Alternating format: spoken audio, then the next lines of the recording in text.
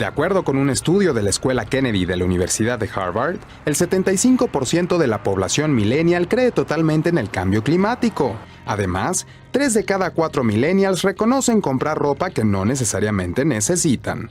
¿Cuál es la relación entre moda y cambio climático entre los jóvenes nacidos entre 1981 y 1995? La contaminación que la moda rápida genera. Comprar gran cantidad de ropa innecesaria pero de moda es uno de los hábitos más comunes entre los llamados millennials, en parte debido al crecimiento global del fast fashion, es decir, marcas que ofrecen moda a precios accesibles y en constante actualización.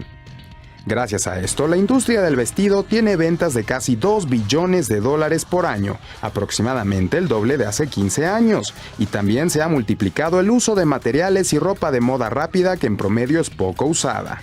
Además, las ventas del fast fashion crecieron el triple en 2012, en comparación con el resto de la industria de ropa y calzado que no es fast fashion, y aunque han disminuido desde ese año, aún duplican la cifra con respecto a la del resto de la industria de vestido y calzado. Además, en promedio, el grupo etario que más compra es millennial. Pero detrás de esas prendas y cifras hay un alto costo para el planeta. Las prendas fast fashion son de las más contaminantes del mundo, según reportes de organizaciones no gubernamentales. El auge de estas prendas inició en la década de los 90 y tiene como objetivo básico vender algo que no es caro, pero que al mismo tiempo está de moda, para lo cual debe producir en grandes cantidades rápidamente y a un bajo costo. Greenpeace estudió el impacto ambiental de este proceso de producción y definió a las marcas que lo ofrecen como tóxicas, es decir, que contaminan el ambiente y la salud de los consumidores, debido a los químicos que utilizan en sus procesos de coloración o texturización. Tras denuncias hechas en julio de 2011 por la ONG, algunas de estas marcas se comprometieron a ser más respetuosas del ambiente, pues habían generado consecuencias como contaminación de mantos acuíferos y ríos por el desecho de químicos de las fábricas a sus aguas.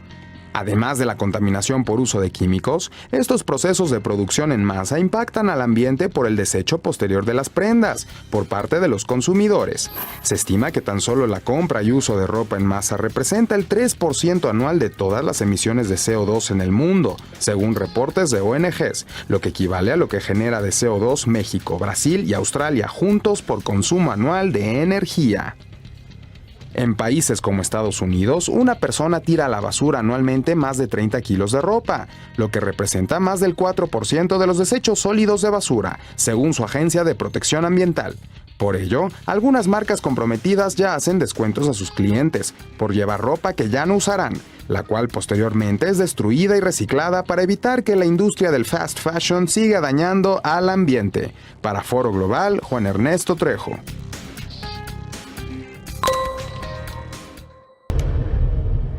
Hace una semana, el viernes 4 de agosto, en Caracas, en un salón del Palacio Federal Legislativo en Venezuela, se instaló la Asamblea Nacional Constituyente, luego de las elecciones del domingo previo, desconocidas, por cierto, por la oposición y por decenas de países en el mundo, entre ellos Estados Unidos y la Unión Europea. Los 538 miembros elegidos marcaron el inicio de labores. 3 días después, circuló un memorándum en el banco Credit Suisse prohibiendo a sus operadores comprar o vender ciertos bonos venezolanos y explicó: Credit Suisse no quiere involucrarse en ninguna transacción o acción que sea percibida como una forma de facilitar al actual régimen venezolano de continuar violando los derechos humanos de la gente. CNN recibió confirmación del párrafo de ese memo, que luego fue repetido por voceros de la compañía.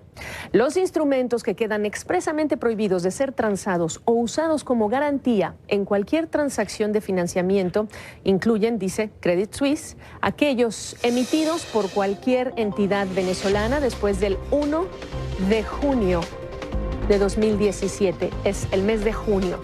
Bonos de PDVSA 2014 con vencimiento en el año 2022 y cupón de 6%. Bonos también venezolanos con vencimiento en el año 2036, cupón de 6,5%. Todo, dice Credit Suisse, a la luz del clima político, los recientes acontecimientos y las medidas tomadas por el actual gobierno. Transar bonos venezolanos es un tema cada vez más polémico. Son altamente rentables, sí, porque el gobierno sigue pagando a los tenedores pese al desplome en sus ingresos y en sus reservas internacionales. Pero esos pagos le cuestan a los ciudadanos por la falta de medicinas, de alimentos y mucho más.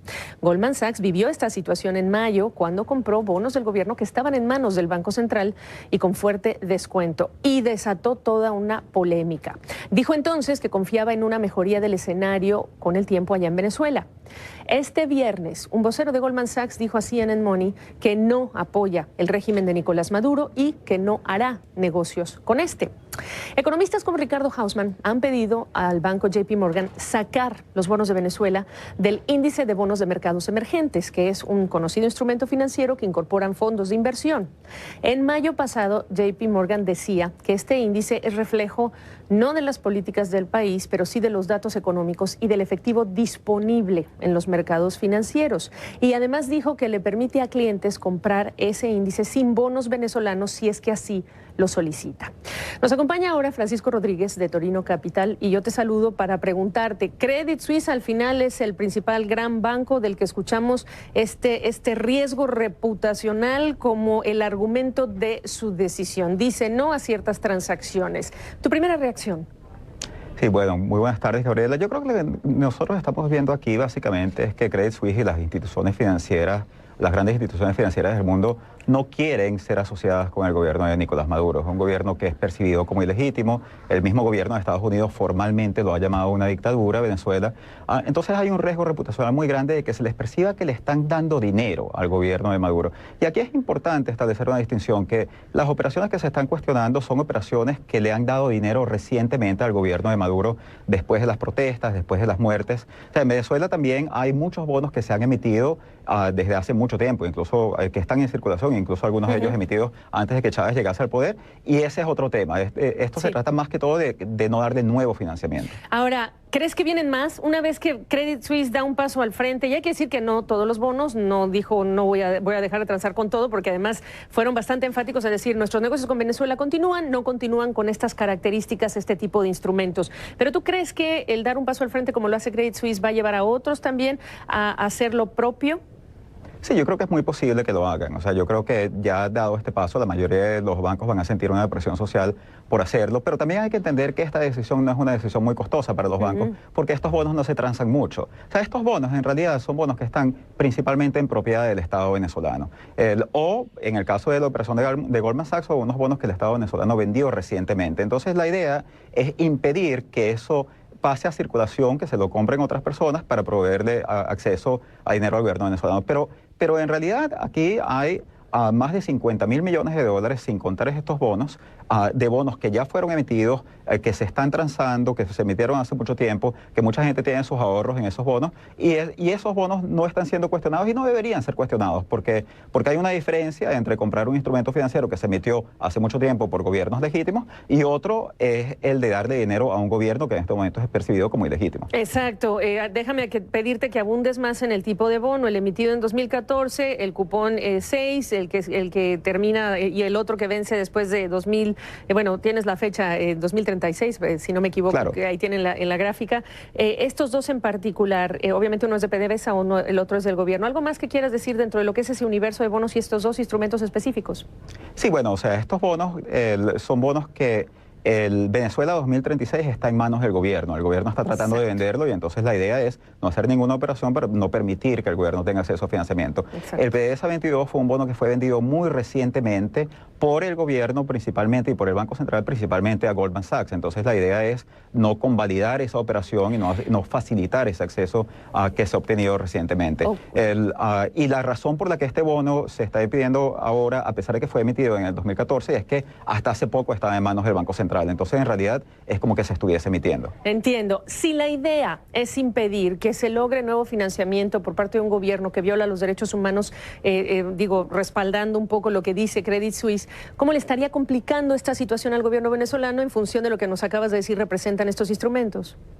Sí, bueno, bastante, porque el gobierno venezolano, lo que ha pasado este año es que el gobierno venezolano no tiene acceso a financiamiento, se han trancado todos los canales de financiamiento y entonces el gobierno se ha visto obligado a recortar importaciones. El gobierno no quiere hacer default porque tiene miedo de que si hace default, los tenedores de bonos van a embargar sus activos, sus refinerías en el exterior, los pagos petroleros. Entonces, por lo tanto, lo que ha estado haciendo en respuesta a esto es recortando aún más importaciones y esto ha estado agravando, la falta de acceso a financiamiento ha estado agravando la situación de escasez en Venezuela. Pero ustedes han hecho cálculos en función de los compromisos que tiene para el resto de sus obligaciones, pago de obligaciones del resto del año, ¿y cómo se ve? Bueno, dado el recorte, ha sido difícil para el gobierno venezolano pagar porque ha tenido que recortar importaciones. Pero nosotros estamos viendo un recorte de importaciones que ya habían caído a un nivel muy bajo este año de aproximadamente 30%. Dado ese recorte de importaciones, nosotros consideramos que el gobierno tiene dinero para pagar los vencimientos de este año. Después de este año, ¿cómo se ve ese escenario? Lo que es importante entender es que el gobierno ahorita tiene lo que se llama un superávit de cuenta corriente. Hay que entender un poco lo que quiere decir eso, pero básicamente lo que quiere decir es que el gobierno está exportando alrededor de 30.000 millones de dólares, está importando entre bienes y servicios alrededor de 20.000 y está dejando los otros 10.000 para pago de deuda. Entonces, el gobierno podría seguir haciendo esto incluso el año que viene. O sea, no es que se está gastando sus recursos en hacerlo, lo está financiando con su flujo de ingresos. Claro, ese 20.000 millones de dólares de importaciones es muy bajo. Esto era, hace unos años, esto era 90.000 millones. Entonces ha habido un recorte brutal de las importaciones en Venezuela para poder permitir este pago de deuda. Excelente. Bueno, clarísimo ya, nos ha puesto en perspectiva todo este tema. Francisco Rodríguez de Torino Capital, gracias. Pagar para dormir más y mejor. ¿Cuánto estaría dispuesto a invertir?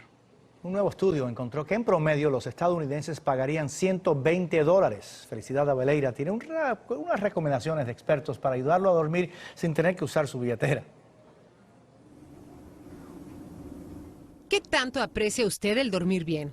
Algo que pareciera tan trivial es en realidad crucial para nuestra salud y desempeño. Según un nuevo estudio, a la gente en el país le interesa invertir para dormir bien y las ideas para lograrlo varían. Podría invertir en un buen té, también aromaterapia, una buena almohada. Más que nada una buena cama, porque sí, a mí me pasa que la espalda me lastima mucho. Cortinas blackout completamente. Pero, ¿cuánto dinero estarían dispuestos a pagar? Eso depende de dónde viven. Nueva Hampshire encabeza la lista. Pagaría hasta $200 por conseguir una buena noche de descanso. En California gastarían $133 y Oregon solo $93. Debes saber que no dormir bien, además de hacerle perder memoria y subir su presión arterial, le reduce la esperanza de vida. De hecho, el Centro para el Control y Prevención de Enfermedades ha considerado un problema de salud pública el sueño insuficiente. Estima que entre 50 y 70 millones de norteamericanos padecen algún desorden del sueño. Se nos empiezan a morir células cerebrales.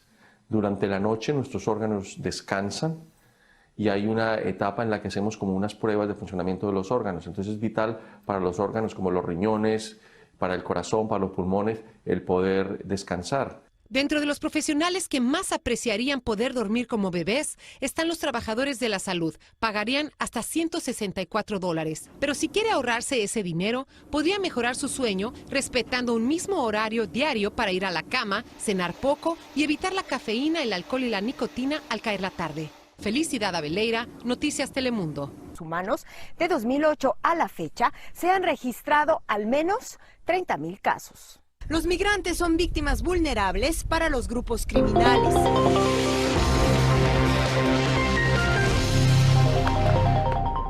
Pues llegó la segunda rebaja de calificación crediticia para Chile, llegó de Fitch Ratings este viernes, reflejo del periodo prolongado de debilidad económica, los bajos precios del cobre. La calificadora dice que es poco probable que el crecimiento se recupere a niveles similares de aquellas naciones con calificación A, que aunque la deuda como proporción del PIB está muy por debajo de la mediana de ese grupo de países A, sí aumentó considerablemente.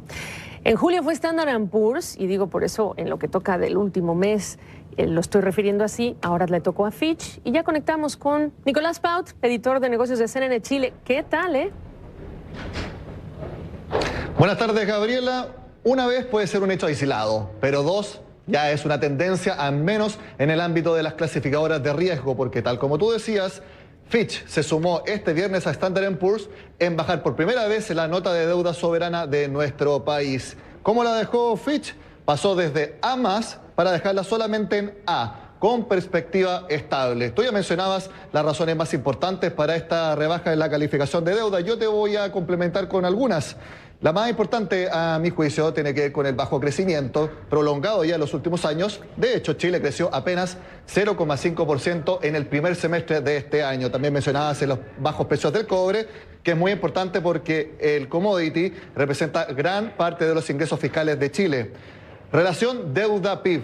Este es un punto clave. ¿Qué es lo que dice Fitch? Estima que para 2019 llegaría a 30% la deuda pública de Chile en relación al PIB. Puede parecer baja para muchos países en relación, por ejemplo, con España, que está en más de 100%, incluso Estados Unidos está en cerca de 100%. Pero Chile, hace solamente 5 años, estaba bajo el 15% de la deuda pública con respecto al PIB. Por lo tanto, ha sido un aumento muy importante y que ha llamado la atención de las clasificadoras de riesgo. ¿Qué es lo que también señala? Que para el próximo gobierno van a tener presupuestos muy ajustados.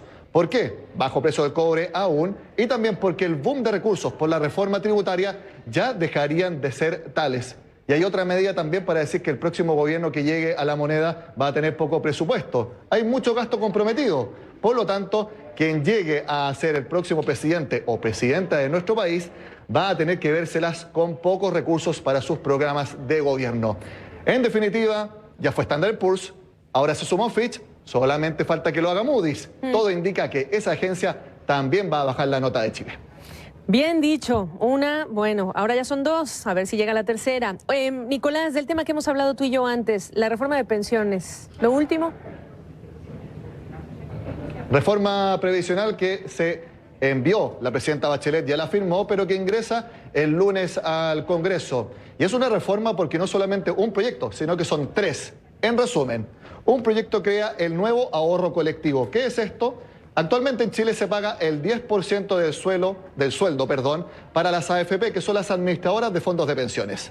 Ahora se va a pagar un 5% adicional, que va a ser 3% para una cuenta individual de cada uno de los cotizantes y un 2% para un fondo colectivo.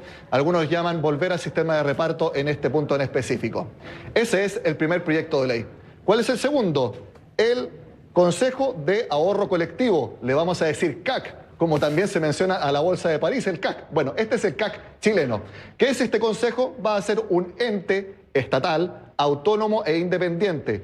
Va a ser lo mismo que las AFP, que son privadas, pero en este caso va a ser estatal. De hecho, se va a tener que reformar la Constitución para darle la autonomía que necesita. Ese es el segundo proyecto de ley. ¿Y cuál es el tercer proyecto de ley? Mejoras al actual sistema de las AFP, que de los puntos de vista más importantes es que se le van a dar más participación a los afiliados, que somos los que cotizamos mes a mes para las pensiones. Por ejemplo, para que decidan cuáles son los directores de estas AFP en empresas donde se invierten estos fondos. Entonces, rebaja de nota de deuda para nuestro país y también la reforma previsional son sin duda los temas más importantes en la economía de Chile esta semana, Gaby. Fíjate que me quedé con una pregunta que te la propongo, hagamos juntos el análisis. ¿Llegan tarde estas rebajas de calificación en función de cómo se ve y por los precios del cobre? Lo hablaremos después. Nico, buen fin de semana. Gracias. Petrobras registró ganancias de 316 millones de reales, unos 100 millones de dólares en el segundo trimestre de este año.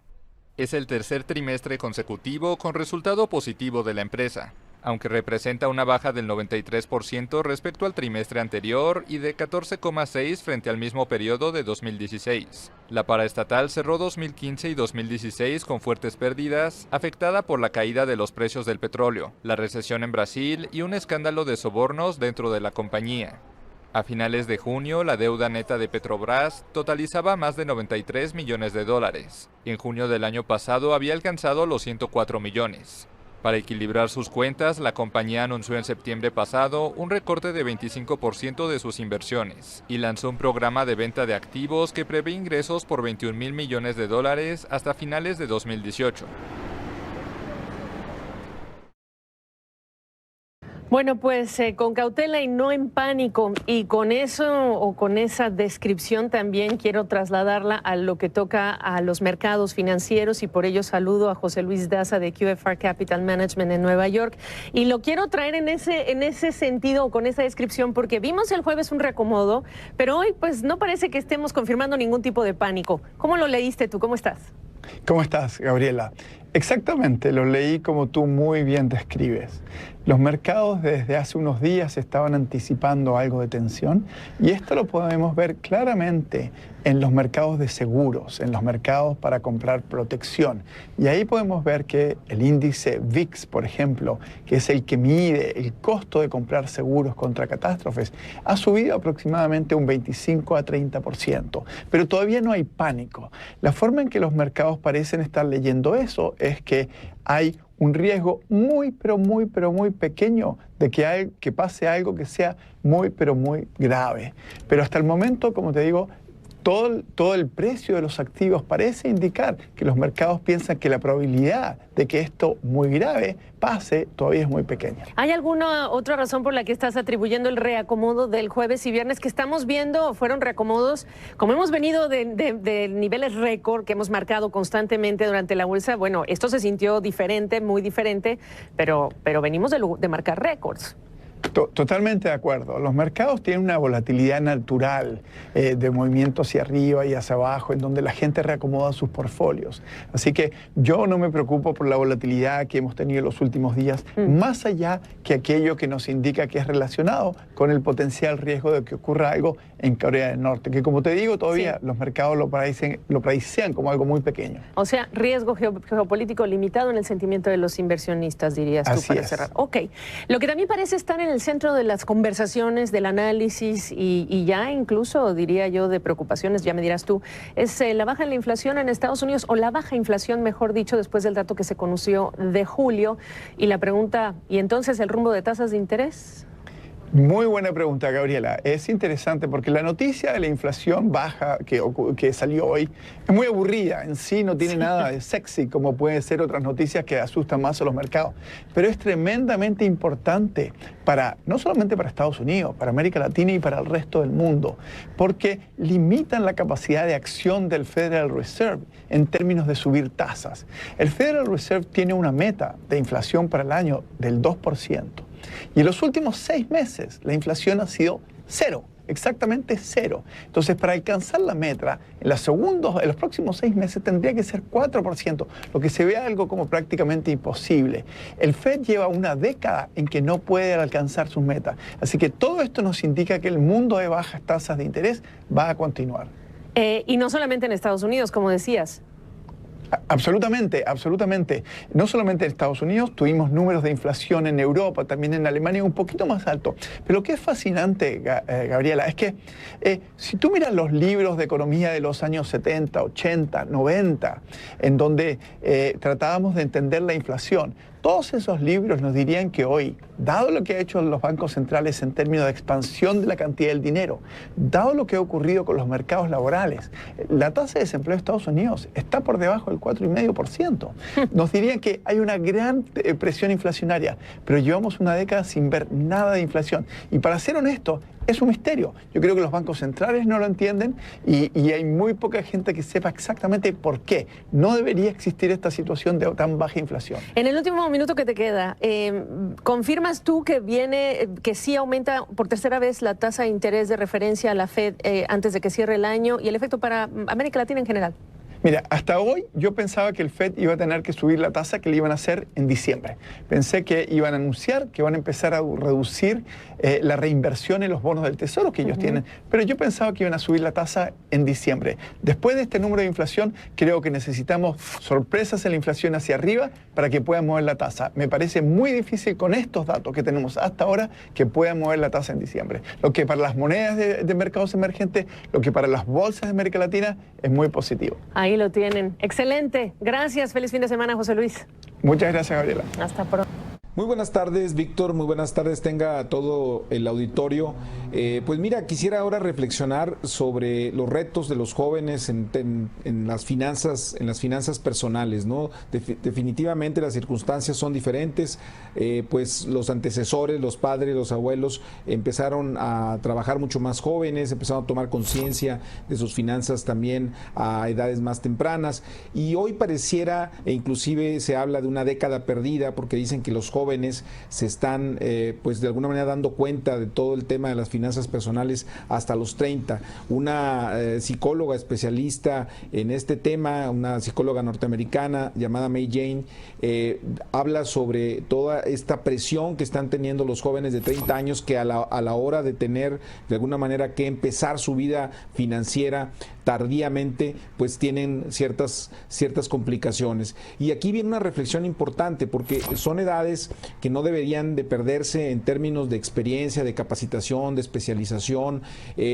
porque de alguna manera también el ciclo de vida se retrasa, y si se empieza también a laborar más tarde, a tener familia más tarde, pues obviamente las obligaciones que se tienen en relación a las finanzas personales, a las finanzas familiares, pues también se van a retrasar, y se va a complicar también el tema de la jubilación. Regularmente también se ha encontrado pues que el hecho de también iniciar más tarde implica pues gastar más, porque la gente tiene menos presiones, menos responsabilidades para poder hacer un patrimonio.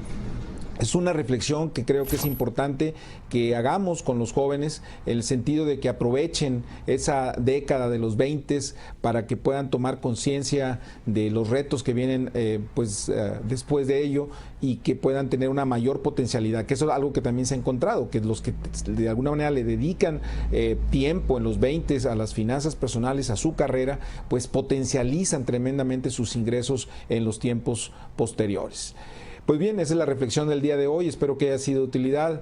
Que pasen ustedes muy buenas tardes. Buenas tardes, Víctor. Buena tarde, Alberto. Gracias. Ante los nuevos escándalos.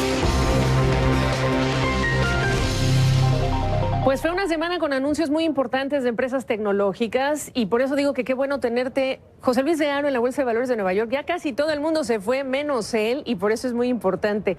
Déjame saludarte y preguntarte primero en orden. Vámonos a hablar de Snap, y que queda muy claro el veredicto de los inversionistas después de que conocieron los resultados trimestrales. Creció menos el número de usuarios, vendió menos de lo esperado, perdió 443 millones de dólares y ni siquiera ha tocado Facebook, su amenaza. Así es, Gaby, terminamos la semana con Snap cayendo cerca de un 14% desde que saliese a cotizar en bolsa aquí en la New York Stock Exchange el pasado 3 de marzo. Sus títulos han perdido un 50% de su valor, y mientras tanto parece que los analistas en Wall Street también pierden la confianza tanto en la compañía como en su consejero delegado y cofundador. Estamos hablando de Evan Spiegel, y es que, como bien comentabas, hemos visto cómo la compañía decepcionaba tanto en la creación de usuarios, que alcanzaban los 173 millones por debajo de los 175 que esperaba el consenso del mercado. También registraba unas pérdidas mayor a lo esperado, estábamos hablando de 443 millones, y los ingresos quedaban en alrededor de 181 millones de dólares. La pregunta es, ¿cuándo vamos a ver a la compañía dar la vuelta? Spiegel afirmaba en su conferencia con analistas que no vamos a ver una mejora para la compañía por lo menos hasta el segundo trimestre de 2018, pero ahí hay más. Parece que la compañía también se resiste a dar proyecciones para los próximos trimestres, y esto no le gusta nada a Wall Street, Gaby, y por eso estamos viendo cómo existe cierta disfunción entre las proyecciones que realizan los propios analistas, las cifras que estamos viendo en Snap. Lo que está claro es que Snapchat es una aplicación que todavía se postula difícil para gente como yo, por ejemplo, que todavía no termina de utilizarla. También tengo los espectáculos de Snap y no termino tampoco de entenderlos, con lo cual la pregunta es qué va a pasar con la compañía, cómo va a hacer dinero en los próximos meses, en los próximos años. Hay que destacar que ha gastado ya 280 millones de dólares en adquisiciones, pero ahora tenemos que ver cómo va a monetizar esos productos. Me uno a ti, yo no tengo los espectáculos, pero yo también me uno a ti. Oye, Snap, amenazada por Facebook, y amenazado YouTube también por el nuevo Watch que lanza Facebook. Pues eso parece. Todavía tenemos que estar muy atentos a cómo se va desarrollando ese Facebook Watch, ese nuevo canal de contenido original que está desarrollando Facebook y que va a empezar a lanzarse ya de forma inmediata, de forma beta entre algunos usuarios, y que pretende plantar cara no solo a YouTube, sino también a otros servicios similares que plantean, como por ejemplo Twitter, con contenidos de distintas compañías, en un momento en el que Facebook Facebook lo que intenta es que pasemos más tiempo en su red social. Yo no sé cuánto tiempo pasas tú, Gaby, en Facebook, yo también, pero la media en estos momentos está en alrededor de 50 minutos. Si lo comparamos, por ejemplo, con el tiempo que pasan los espectadores en Netflix se pasan alrededor de 93 minutos diarios, con lo cual Facebook intenta que con este nuevo contenido original, personas como tú, como yo y otros 2.000 millones de usuarios a lo largo de todo el mundo pasen más tiempo en esa red social, viendo contenidos originales y además generando mucha más publicidad, que es el pilar por el que se mueve en estos momentos la red social de Mark Zuckerberg. Reitero, como tú y como yo, en el caso de Netflix. Y déjame incorporar Netflix porque la gran historia, y quiero darte la mayor cantidad de tiempo posible para hablarlo. Conglomerado Disney, 2 plataformas de streaming es la nueva apuesta. Dice Bob Iger, es una decisión estratégica muy importante. Yo le veo riesgos, yo tengo mis dudas por el tiempo, por la manera, la importancia de cada una de las marcas que tiene el grupo Disney. No estoy hablando de ESPN, pero Marvel, Lucasfilms, etcétera. Tus dudas. Un invitado me dijo que era muy optimista. Yo no sé. Yo soy poco optimista en estos momentos, Gaby, y tan solo nos tenemos que fijar cómo se ha comportado tanto la acción de Disney como la acción de Netflix desde que conocimos esta decisión. Ambas cierran la semana con caídas acumuladas del entorno al casi el 5%, y es que en el caso de Disney tenemos que tener en cuenta distintos factores. Es cierto que este cambio de estrategia es fundamental, pero Iger y sus chicos entran tarde en esta decisión de ofrecer su contenido directamente al consumidor. Primero, porque hemos visto como otras cadenas de televisión, como por ejemplo CBS o también Showtime a través de CBS, parte de CBS también, o HBO, también ya ofrecen esos contenidos directamente al consumidor desde hace mucho tiempo. También tenemos que tener en cuenta que aquí hay 2 plataformas de las que estamos hablando en el caso de lo que tiene en estos momentos en mente Disney. Una con ESPN de la mano de BAMTech, donde la compañía aumenta su participación hasta el 75%. Esta plataforma está prevista que salga tan pronto como a finales de este año o comienzos del que viene, y aquí sí que podemos ver cierto potencial porque estamos hablando de ESPN, que es la joya de la corona de cadenas deportivas aquí en Estados Unidos. Se suma a otros canales deportivos como los de MLB, los de NHL, pero tenemos que tener en cuenta que en el caso de los contenidos de Disney, de las películas de Pixar Disney, esa plataforma no va a llegar por lo menos hasta 2019, y todavía no queda claro si dentro de ese divorcio que va a haber de contenidos con Netflix se van a dejar de lado las películas de Lucasfilms, que incluyen toda la saga de Star Wars, y también todos los contenidos relacionados con Marvel. Con lo cual vamos a ver un momento en el que Disney entra en una guerra que está completamente copada, en la que vemos jugadores ya con experiencia, como es el caso de Netflix, que tiene más de 100 millones de usuarios en todo el mundo. Vemos también compañías tecnológicas como Facebook, hemos hablado anteriormente, hemos visto Twitter, vemos a Apple, también Amazon, y también estamos viendo a las propias compañías de medios que ya llevan mucho tiempo intentando hacerse un hueco y arañar cuota de mercado. Y en este momento es difícil ver a Disney ofrecer este tipo de plataformas sin un distribuidor o sin ofrecer esos contenidos también a través de un distribuidor, que en este caso podría ser Hulu, porque tenemos que tener en cuenta que Disney es uno de los accionistas de Hulu, y en estos momentos Hulu podría estar ya generando ingresos y generando beneficios para Disney, con lo cual ese sería el origen o la evolución natural de este proceso. Pero con lo cual nos quedamos básicamente, para resumir, Gaby, en que lo importante aquí van a ser los contenidos y sobre todo el precio, porque consumidores como tú y como yo, que es la frase de la jornada, no estamos dispuestos a pagar $10 aquí, $13 allí por distintos contenidos, y en algún momento vamos a tener que ver una consolidación. Vamos a seguir hablando fuera de cámara, José Luis de Aro, en la pausa, yo creo, porque de este tema da pero muchísimo para hablar. Buen fin de semana. Vamos a tener mucho que hablar. Vamos a tener mucho que hablar. En cámara te digo buen fin de semana, y ahí están los argumentos para quienes somos escépticos de esta decisión por los desafíos que enfrenta José Luis de Aro.